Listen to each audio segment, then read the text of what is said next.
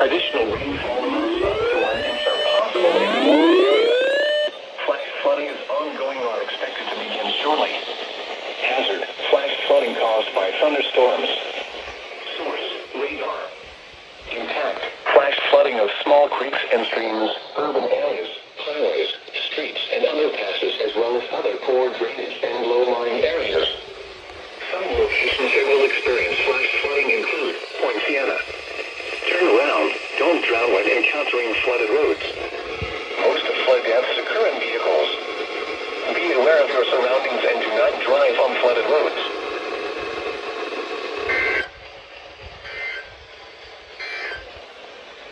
Flood advisory in effect until 5:30 p.m. Eastern Daylight Time this afternoon.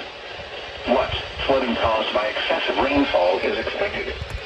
Where? A portion of Central Florida, including the following counties: Polk. When? Until 5:30 p.m. Eastern Daylight Time. Impacts: minor flooding in low-lying and poor drainage areas. Additional details at 3:56 p.m. Eastern Daylight Time. Doppler radar indicated heavy rain due to thunderstorms. Minor flooding is ongoing.